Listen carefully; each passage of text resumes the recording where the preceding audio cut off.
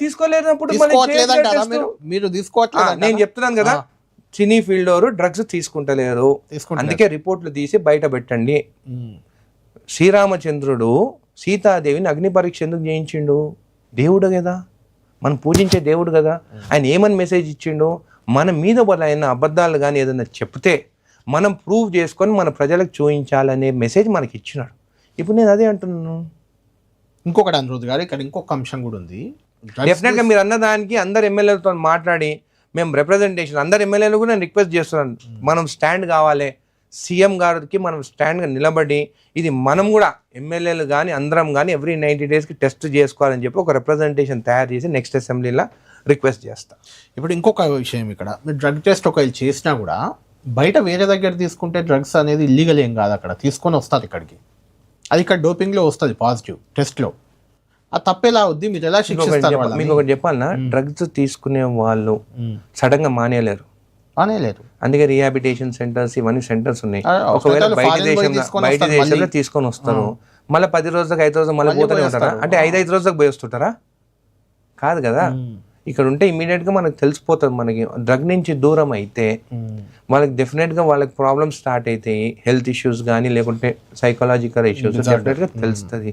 నేను ఒకటే రిక్వెస్ట్ ఏంటంటే, ఇంట్లో ఫ్యామిలీ మెంబర్స్ కానీ పేరెంట్స్ కానీ వాళ్ళు స్ట్రిక్ట్ విజిలెన్స్ చూస్తుండాలి. పిల్లలను కూడా చూసుకొని వాళ్ళు ఎక్కడ పోతున్నారు, నైట్స్ వాళ్ళు ఓటుతో తిరుగుతున్నారు, ఏం జరుగుతున్నారు వాళ్ళు కూడా నిఘా పెట్టి కంట్రోల్ చేస్తేనే కంట్రోల్. అంటే మీరు ఏంటి తెలంగాణలో ఆస్తులు ఉంటూ స్కూళ్ళు ఉంటూ మమ్మల్ని బెదిరిస్తారని ఏదో ఉద్యమకారులాగా బెదిరిస్తున్నారు కదా, అంటే ఆంధ్ర వాళ్ళు క్వశ్చన్ చేయలేదు. అంటే మనని చీపా అని నువ్వు మా పైన ముఖాల పైన ఉంచితే కూడా తుడుచుకొని పోమంటారా? తెలంగాణ వచ్చింది, తెలంగాణ వచ్చి 2014లో వచ్చింది, సోనియమ్మ ఇచ్చింది. ఈరోజు 2026, 12 years అవుతుంది. అరే మంచిగా ఉన్నాము, అందరం కలిసిమెలిసి తిరుగుతుంటే it is a black day అని పార్లమెంట్ అంటే ఎంత బాధ. బ్లాక్ డే అది మాకు బ్లాక్ డే అంటారు, స్కూల్స్ ఇక్కడనే పెట్టుకుంటారు. నేను అనేది ఎవరైతే మాట్లాడుతున్నారో, ఎవరైతే వర్క్ చేసుకుంటున్న ఎంప్లాయీస్, చాలా మంది ఎంప్లాయీస్ కూడా గవర్నమెంట్ ఆఫీసులు చేస్తూనే ఉన్నారు. ఎవరికైనా ఏమన్నా వాళ్ళకి ప్రాబ్లం ఉందా? అందరికి సపోర్ట్ చేస్తున్నాము, జాబ్ చేసేటోళ్ళకి సపోర్ట్ చేస్తున్నాము, ఐటీ దాంట్లో చేసేటోళ్ళకి సపోర్ట్ చేస్తున్నాము. మ్యారేజెస్ ఇక్కడ నుంచి మా మదర్ది నెల్లూరు, మా తాత వాళ్ళ సిస్టర్ సన్కి కడప కోటిరెడ్డి, మీకు తెలిసి ఉంటుంది కడప కోటిరెడ్డి ఎంత, ఆయన మనవరాలని మా తాత వాళ్ళ మేనల్లుడికి ఇచ్చిండ్రు. టీసీ రెడ్డి గారు అని వైస్ ఛాన్సలర్ ఆయన ఉండే, ఆయన వైఫ్ కడప కోటిరెడ్డి మనవరాలు. అంటే మా ఫ్యామిలీలో ఇప్పటి నుంచి కాదు, 40-50 సంవత్సరాల నుంచే మేము మ్యారేజ్ చేసుకున్నాం. మా మదర్ నల్లపరెడ్డి ఫ్యామిలీ, నల్లపరెడ్డి శ్రీనివాసరెడ్డి ఒక పెద్ద టాల్ మినిస్టర్, ఒక స్ట్రాంగ్ పొలిటీషియన్. మా మదర్ వాళ్ళ చిన్న ఆయననే.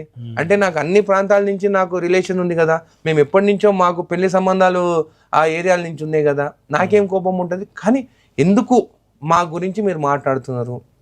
మీకేం కావాలో తీసుకోండి, మీకేం కావాలో అడగండి, మోడీ గారిని అడగండి, తెచ్చుకోండి, డెవలప్ చేసుకోండి, మేమేం ఆపుతలేం కదా.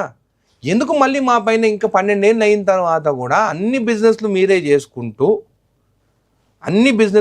చేసుకుంటూ నిజంగా తెలంగాణ వాళ్ళకి పైసల పైన మాకు ఆశ ఉండదు. మేము సెంటిమెంటల్ పీపుల్, మాకు రిలేషన్షిప్ ఇంపార్టెంట్. మీకు మనీ ఇంపార్టెంట్ ఏమో, మీకు బిజినెస్లు ఇంపార్టెంట్ ఏమో, మీరు చేసుకోండి.